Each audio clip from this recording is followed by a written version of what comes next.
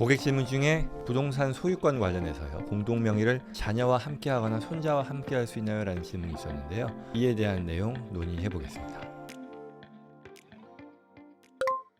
자, 이분만이 아니라 다른 댓글도 많이 있었는데요. 최근 들어서 자녀, 손자, 손주, 부동산 공동으로 소유하는 것에 대한 문의인데요. 단순히 이건 재산의 소유권을 나누는 걸 넘어서요. 미래에 어떻게 증여하고 상속할 것이냐 또는 세금 문제를 어떻게 할 것이냐 뭐 이런 부분들에 대한 복합적인 고려가 필요한 부분이죠. 특히 공동 명의를 자녀나 손자와 함께 한다는 것은 아마도 그냥 일반적인 공동 명의가 아니라 이 조인트 테넌시에 대한 관심일 것 같아요. 그래서 이 내용 한번 구체적으로 살펴보겠습니다. 그래서 오늘은 이 공동 소유권이라고 하는 것의 주요 형태들을 비교하고요. 특히 이 자녀, 손주와 조인트 테넌시라고 하는 어떤 특정한 형태의 공동 명의를 같이 했을 경우에 어떤 결과가 이어지는지에 대해 한번 심층적으로 다뤄보겠습니다. 들어가기 전에요. 반가운 소식을 전합니다. 제가 지난 20여 년간 법률, 세무, 자산관리 전문가 서비스를 제공하면서 현장에서 쌓은 노하우를 담은 첫 저서 미국 자산관리 성공 전략이 2025년 8월 25일부터 공식 판매를 시작합니다. 정식 판매 전 교보문고 바로 펀딩 이벤트를 통해 사전 구매를 해주시는 분들께는 한정 사은품과 9월 10일에 서울에서 진행되는 북토크 초대권을 선착순으로 드리니까요. 자세한 정보가 필요한 분들은 고정 댓글에 남겨드린 링크를 참고해주세요. 여러분들께서 아메리칸 드림에 한 발짝 더 가까이 다가갈 수 있도록 미주 한인 크로스보더를 위한 미국 절세, 투자, 자산관리에 대한 모든 것을 담아냈으니까요. 여러분들의 많은 성원과 참여 부탁드립니다. 궁금한 점은 댓글로 남겨주시고요. 더 깊이 있는 개별 상담이 필요하시면 설명란에 JC&컴퍼니 연락처로 편하게 연락 주시기 바랍니다. 고맙습니다. 자, 첫 번째로요. 부동산 공동 소유권의 주요 형태에 대해서 살펴보겠습니다. 2명 이상의 사람이 함께 소유하는 방식이요. 크게 3가지로 볼 텐데요. 각 형태는 소유 지분, 재산 처분 방식 그리고 상속 방식에서 중요한 차이를 갖습니다. 사실 3가지 더 되는데요. 그래도 큰 틀에서 3가지 정도 보면 될 것 같아요. 첫 번째는요, TIC, Tenancy in Common이라고 합니다. 가장 흔한 공동 소유의 형태입니다. 각 이 공동 소유자들이요, 독립된 지분을 갖게 됩니다. 지분은 동일할 수도 있겠고요, 당연히 다를 수도 있습니다. A, B, C가 각각이 50%, 30%, 20% 이렇게 가질 수 있다는 것이고요. 또 이러한 TIC의 특징이라면 이 Right of Survivorship이 없다라는 거죠. 생존자 취득권이 없습니다. 이게 뒤이어 얘기하는 조인트 테넌시와 가장 큰 차이점일 겁니다. 공동 소유자 중에 한 명이 사망하더라도요, 그 사망자의 지분이요, 남은 공동 소유자들에게 자동으로 넘어가는 게 아니라는 거죠. 대신에 사망자의 유언에 따라 상속되거나 유언이 없는 경우는 법정 상속인에게 상속되게 되죠. 그렇다 보니 지분 처분에 있어서도요, 훨씬 더 자유로운데요. 각각의 이 지분 소유자는요, 자신의 지분을 다른 공동 소유자의 동의 없이 자유롭게 양도하거나 담보로 제공할 수도 있습니다. 그리고 또한 강제 분할도 가능한데요. 만약 공동 소유주들 사이에서 분쟁이 발생한다거나 해서 더 이상 공동 소유를 원치 않는 경우는요, 법원에 이 해당 부동산의 분할, 파티션이라고 하죠, 을 청구할 수 있습니다. 물리적으로 분할하는 것을 명령하거나 법원이요, 또는 부동산을 매각해서 매각 대금을 지분별로 나누도록 명령할 수도 있습니다. 결국 이러한 TIC의 장점은요, 유연성이 높고 또 같은 말이겠죠. 각자의 지분을 자유롭게 관리할 수 있다는 장점이고요. 단점은 뭐냐? 이게 Right of Survivorship이 없다 보니까 한 분이 돌아가시면, 한 명이 사망을 하면 프로베이트를 거쳐야 된다는 거죠. 그래서 시간과 비용이 소요된다라는 그런 점을 들겠습니다. 자, 두 번째 공동 소유의 형태요, 조인트 테넌시입니다. 개념은요, 공동 소유주 모두가 부동산 전체에 대해서 동일하고 어떤 독립적인 지분을 갖게 됩니다. 즉, 지분 비율이요, 항상 동일하다는 뜻이에요. 뒤이어 좀 더 살펴보겠습니다. 그리고 Right of Survivorship이라는 게 있어요. 생존자의 취득권일 텐데, 조인트 테넌시의 가장 핵심적인 특징이겠죠. 공동 소유주 중에 한 명이 사망하면 이 사망자의 지분은요, 자동으로 남은 공동 소유자에게 균등하게 귀속이 됩니다. 그러니 사망자의 어떤 지분은요, 유언 또는 프로베이트를 거치지 않고 직접적으로 넘어가는 거죠. 그러니 이 상속 절차, 프로베이트를 피할 수 있다는 가장 큰 장점을 얘기할 수 있을 겁니다. 조인트 테넌시의 형태로 소유하기 위해서는 4가지 통일성, 4 unities라고 하는데요. 이게 충족되어야 합니다. 뭐냐면 4가지요. 첫 번째는 unity of time입니다. 이 시간의 통일성일 텐데 모든 공동 소유주가야 동시에 해당 부동산의 소유권을 취득해야 되고요. 두 번째는 unity of title입니다. 타이틀에 있어서의 공동 어떤 unity 통일성일 텐데 모든 공동 소유자가요 동일한 문서를 통해서 소유권을 취득해야 된다라는 그런 얘기고요. 그 다음에 unity of interest, 지분에 있어서의 통일성인데 모든 공동 소유자가요 동일한 지분 그리고 동일한 권리, 뭐 점유 권한, 뭐 사용 권한을 얘기하겠죠,를 가져야 합니다. 그리고 네 번째로요 unity of possession인데요 점유에 있어서 소유에 있어서도 또 통일성이 있어야 된다라는 거죠. 그래서 모든 공동 소유자가요 부동산 전체를 점유하고 사용할 동등한 권리를 가져야 된다라는 거죠. 그래서 이러한 for unity의 적용을 받게 되고요.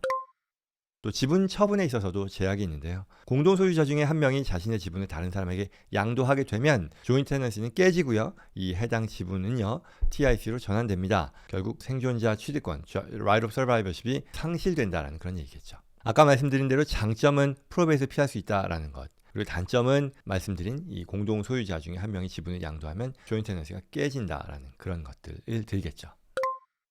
그 다음에 세 번째로 커뮤니티 프로퍼티라는 컨셉을 드는데요. 이건 개념이요. 결혼 기간 중에 부부가 공동으로 취득한 모든 재산을 부부 공동의 재산으로 디폴트 값으로 보는 제도입니다. 주로 캘리포니아나 텍사스와 같은 특정 주에서 채택하고 있고요. 지분은 이 경우 각 배우자가 50%의 지분을 갖습니다. 그리고 상속과 관련해서는요. 기본적으로 커뮤니티 프로퍼티는 한 명이 사망하면 사망자의 공동 재산 지분은요. 유언에 따라 상속이 되거나 유언이 없는 경우에는 배우자에게 상속이 됩니다. 다만 이제 right of survivorship이 있는 건 아니고요. 물론 커뮤니티 프로퍼티 중에 그러한 기능을 또 넣을 수도 있습니다만 아무튼 커뮤니티 프로퍼티 자체에는 이런 생존자 취득권은 없다라는 거고요.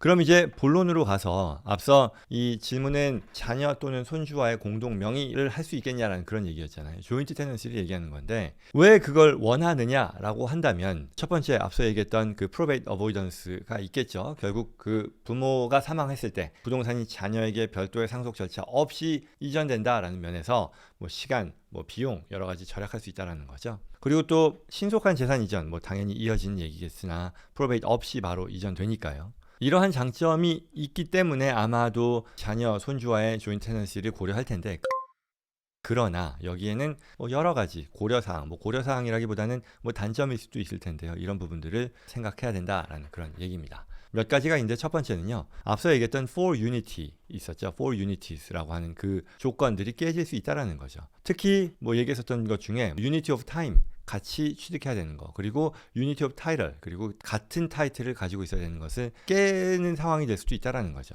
왜냐하면 아까 이 unity of time이라는 게 모든 공동 소유자가 동시에 소유권을 취득해야 되는데 먼저 아버지가 부동산을 단독으로 취득한 뒤에 그 다음에 자녀에게 부동산 지분을 주는 방식으로 조인트 테넌시를 설정하려고 한다면 그럼 이제 문제가 생기는 거잖아요. 시간의 통일성 안 될 것이고요. 그리고 이제 타이틀의 통일성 모든 공동 소유주가 동일한 문서를 통해서 소유권을 취득해야 되는데 아버지가 취득했던 것은 다른 디디였었고 아버지가 증여를 함으로써 공동 소유주로 드리는 거니까 타이틀이 다르잖아요. 그러니 이 유니티 오브 타이틀이 깨진다라는 그런 문제입니다. 그렇게 되면 비록 디드상에는 뭐 조인트 테넌시라고 언급을 하더라도 실제 법적으로는요. 조인트 테넌시가 아니라 TIC로 간주될 가능성이 매우 높거든요. 실무에서도 그런 상황들을 대단히 많이 봅니다. 비록 조인트 테넌시라고 디드엔 있지만 사실은 이거 나중에 실제 뭐 상속의 이벤트가 발생하거나 했을 때 그런 혜택 못 누리시게 됩니다라는 그런 얘기를 하죠. 그래서 이런 문제들을 해결하기 위한 방법도 물론 있어요. 뭐 애초부터 부동산을 취득할 때부터 자녀와 아버지가 함께 소유자로 등기를 하는 거죠. 그 경우에는 취득할 때 아버지가 취득 가액을 자녀에게 증여하고 그 취득 가액을 자녀가 증여받은 금액을 써서 같이 부동산을 사는 그런 구조로 만들 수 있겠죠. 그러면 이제 for unity가 깨지지 않을 테니까. 그럴 수도 있고요. 만약 아버지가 미리 취득한 단독 소유한 그런 부동산을 조인트 테넌시로 전환하는 경우라 그러면 이걸 그냥 자녀에게 그 지분을 그 일부를 넘기는 게 아니라 그게 아니라 새로운 어떤 공동 소유주로서 새로운 어떤 타이틀을 통해서 취득하는 형태. 그러니까 아버지가요. 자녀들에게만 주는 게 아니라 아버지가 자신과 자녀들 그 공동 소유주로 들어오게 하려는 모두에게 소유권을 이전하는 새로운 이 증여 등기를 작성하면 문제는 해결될 수 있습니다. 그러나 뭐 이런 과정들을 거치지 않은 경우 앞서 말씀드린 건 약점이 있는 것이고 그러한 어떤 것들을 모른 채로 진행하다가 나중에 문제가 되는 그런 상황이 있다라는 거죠. 자, 그 다음에 두 번째 문제는요. 이어지는 건데요. 증여세 문제가 있습니다. 앞서 말씀드린 것처럼 이 조인트 테넌시가 깨지지 않게 하려면 결국은 아버지가 취득할 때 그 대금을 자녀에게 주고 자녀로 하여금 구입에 같이 참여하게 한다는 얘기였잖아요. 그러니 어떠한 경우에건 증여세 문제는 발생하게 된다라는 거죠. 그 다음에 세 번째는요. 이렇게 조인트 테넌시로 갖게 됐다라고 했을 때 또 여러 문제들이 있을 수 있어요. 자녀 또는 뭐 손주여, 채무, 법적 문제도 있잖아요. 자녀가 조인트 테넌시 형태로 소유권을 갖게 되면요. 해당 지분은 자녀의 재산이 되죠. 만약에 이 자녀가 파산을 하거나 비즈니스를 하면서 채무 문제가 생긴다거나 소송 등에 휘말리게 되면 해당 부동산의 지분이 압류되거나 처분될 위험이 있죠. 그럼 이거는 결국 부모의 의지와는 무관하게 부동산의 안정성을 또 위협할 수도 있는 거잖아요. 그리고 네 번째는요. 재산 통제권의 상실입니다. 조인트 테넌시로 설정을 하는 순간 이거야 뭐 공동소유권 모두의 문제이긴 할 텐데 부모는 또는 뭐 할아버지겠죠. 할머니는 해당 지분에 대한 단독적인 통제권을 잃게 되겠죠. 그러니 부동산을 매각하거나 담보 설정하거나 중요한 결정을 해야 될 때 자녀 또는 뭐 손주들의 동의가 필요하게 된다라는 거죠. 또 여기서 의견의 불일치가 발생하면 재산권 행사에 제약이 따를 수 있다는 것도 뭐 당연한 얘기겠고요.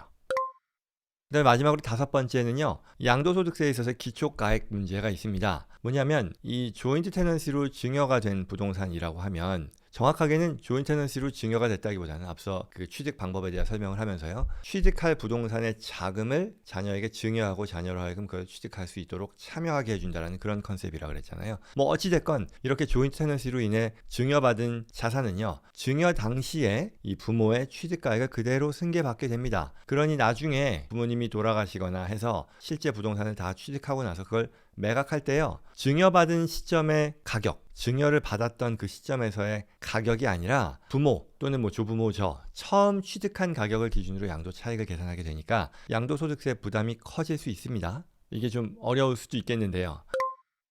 이걸 상속과 한번 비교해서 볼게요. 반면에 이 부모님이 그대로 부동산 자산을 가지고 있었다고 할게요. 그리고 이걸 증여하지 않고 사망을 했을 때 상속을 통해서 취득하게 되는 부동산이라고 하면 부모님이 가지고 있던 그 자산의 사망 당시의 시가를 새로운 취득가액으로 자녀가 인정받게 된다는 거죠. 이게 스텝업 인 베이시스라고 표현합니다. 다른 영상에서 뭐 여러 차례 설명을 한 내용이긴 한데요. 이렇게 되면 자녀가 해당 자산을 상속받고 돌아서서 팔 때 우리가 자녀가 인식해야 되는 양도 차익이 줄어드니까요. 양도소득세 부담이 증여받았을 때보다 훨씬 적어질 수 있다는 그런 얘기입니다. 따라서 세금 측면에서는 조인트 테넌시를 통한 사전 증여가 유리하지 않다라고 얘기할 수 있겠다는 거죠.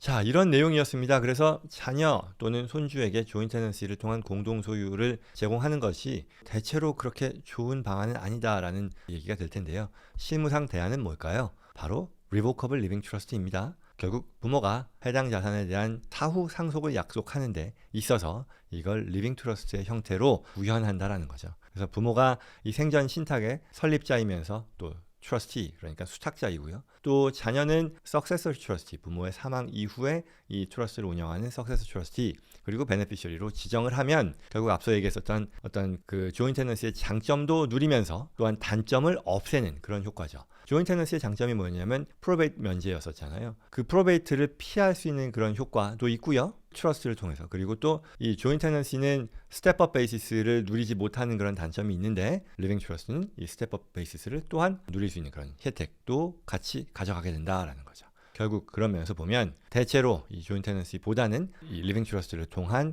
소유가 훨씬 더 바람직하다라고 볼 수 있겠죠.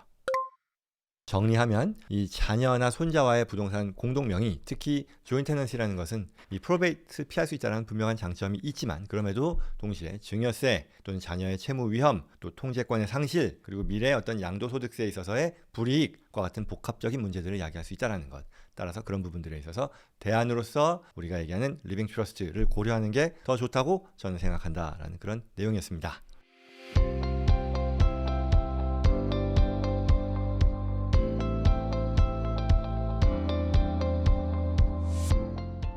자, 여기까지였습니다. 자녀, 손주와의 공동 소유에 있어서 조인 테넌시가 무엇인지, 그리고 어떤 장단점이 있는지, 또한 대안은 어떤 게 있는지에 대한 내용이었습니다. 오늘 내용 도움이 되었길 바라고요. 주제와 관련해 도움이 필요하거나 저와 JC&컴퍼니 전문가들과의 상담을 원한다면 영상 더보기란 또는 고정 댓글에 연락처로 연락 주시기 바랍니다. 또 구독과 좋아요, 다음 영상 놓치지 마시고요. 주변 분들께도 공유해 주시기 바랍니다. 고맙습니다.